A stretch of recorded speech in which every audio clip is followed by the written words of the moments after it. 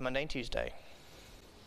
Well, we are back with Dr. Jason Maljarz, a neurologist from St. Francis. Thanks for joining us once again this morning. And happy September, start of a new month. And we've been meeting with him a couple of times. And before we start, can you kind of summarize the things that we've talked about so far? Sure. So we talked about what dementia is, which is the slowing down of the brain, usually gradually over time.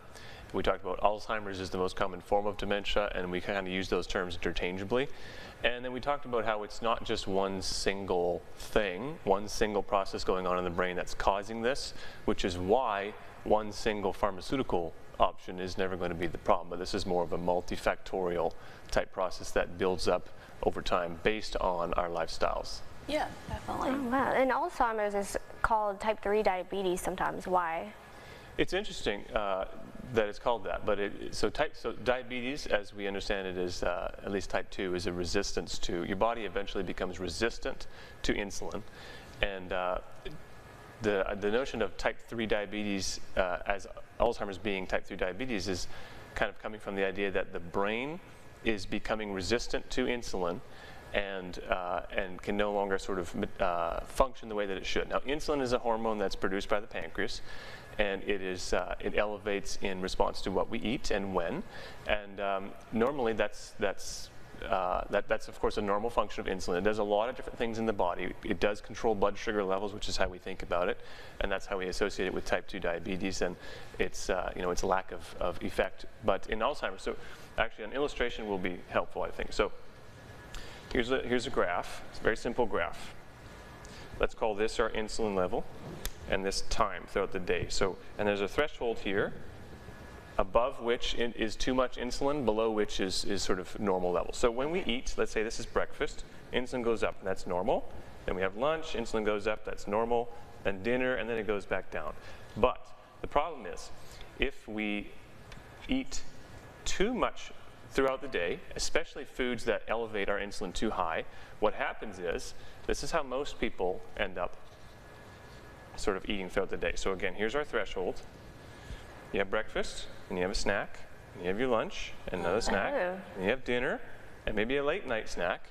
And by the time it's morning, and even if you haven't eaten for 8 hours, your insulin is still too high. Now, why is that a problem?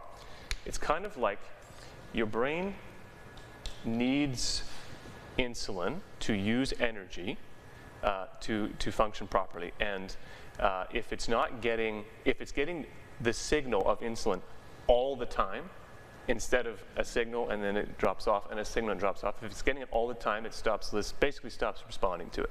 Okay. And you get insulin resistance of the brain. Okay, that makes a lot of sense. Yeah, it is easier to see on the graph. Yeah, a lot easier. You were talking about how it never comes back down. So, does insulin resistance also cause other health problems? I know you said it kind of is related to Alzheimer's. Does it affect other health issues too? Absolutely. So we think about insulin and blood sugar and kind of diabetes, but there's so much more than insulin does. So, having chronically elevated insulin. Not only does that reduce your brain's ability to respond to that and use energy, but for example, insulin tells your body there's a lot of energy around, store that energy, which is stored as in our fat tissue.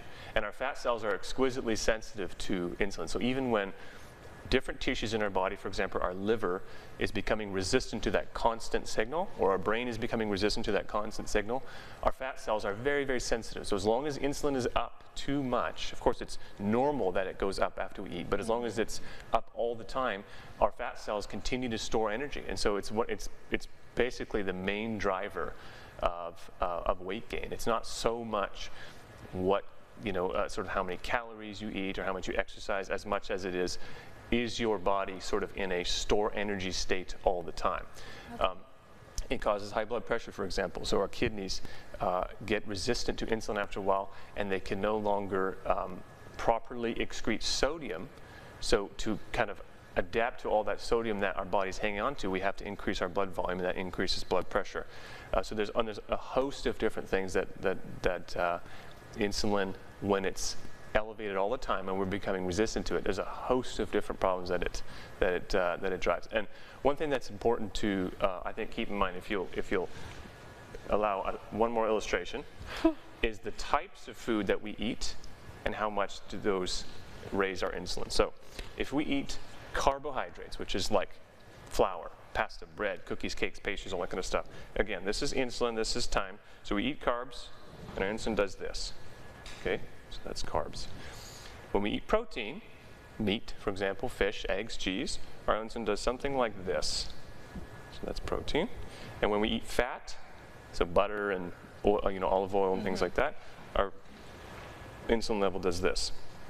So you can see that from having a diet, which if you think about the standard American diet, it's very high in carbs and sugars, and that's going to drive our insulin level up every time we eat something. So if you eat an egg this morning or you ate a pancake with syrup, your insulin level is going to do two very different things, right? And then if you eat those sugary, carb-rich foods throughout the whole day, as again, most people do.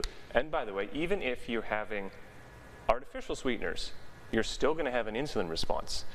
And so the problem again is that you have this chronically elevated insulin and you become resistant to it. And again, at the level of the brain, that ultimately leads to the inability of your brain to, it struggles to form new memories, because to form new memories, you need a rush of energy.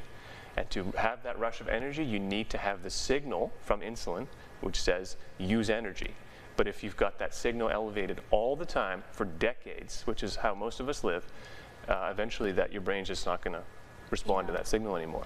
It's kind of like the dam never gets put up to stop it and then opened back up. That's really interesting. I've never heard, weight gain or anything like that kind of described in insulin, which is interesting when you think about also, like you said, our diets are so full of carbs and sugars and everything. So yeah, that's really interesting to hear about that. So is there anything, like what are some simple things that maybe people can do to help that? So to try to reduce, you can actually reverse your insulin resistance, first of all. So if your body's becoming resistant, and that's about 50%, by the way, of American adults are insulin resistant or type 2 diabetes, 50%.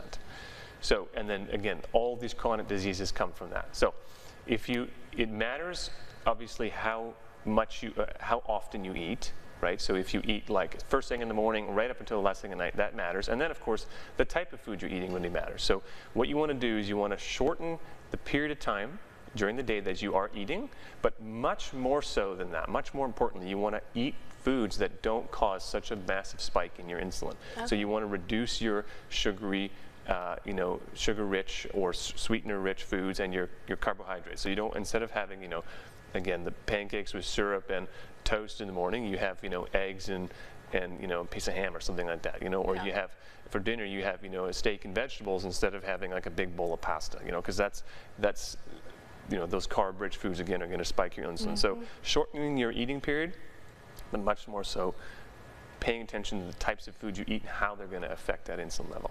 Yeah, and simple things. I know, it sounds hard to implement every single day, but simple things that we can do. So thank you for coming in again. And I feel like I just always learn something new. Every time I learn so much. It always comes back to a diet. Yes, every time. Yeah, it does. And we're going to continue, like we said last time, with this, because we really are learning so many new things, and also how to help our brain health in the long run. So thank you so much for coming on once again. You're very welcome. All right, stick around, guys. We'll be right back after the break.